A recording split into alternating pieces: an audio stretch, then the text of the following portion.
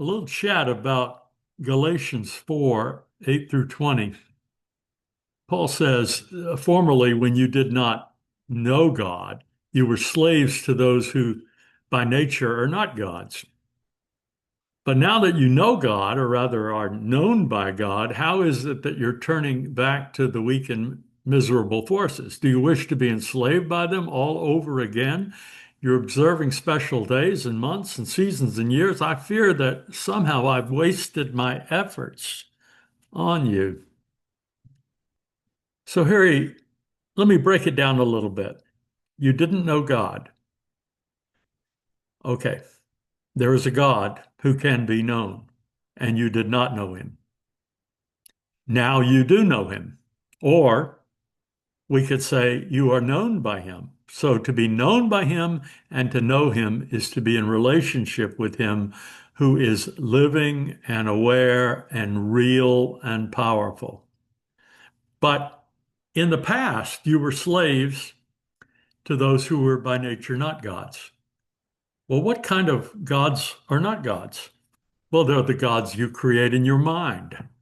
They're the forces of nature that you presume to be God, or you assign attributes of God. They're weak forces, they're miserable forces, they're temporal forces. And he says, are you trying to get enslaved by them again? How do we become enslaved to something that doesn't exist?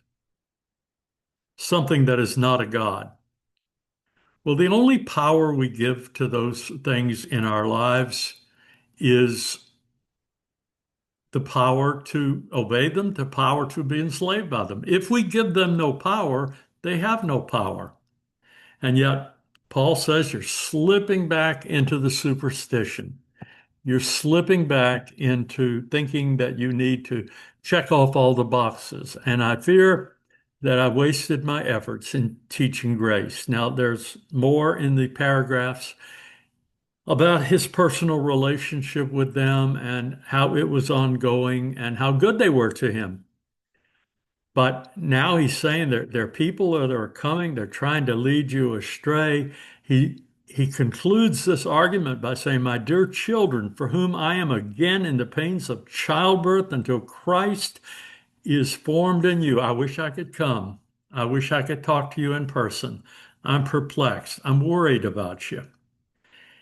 He's worried about people losing their freedom, losing their lifestyle of grace, losing their sense of the God who sets them free, becoming enslaved to things that have no power except the power we give them and do not exist except in some temporal and sometimes imaginary sense.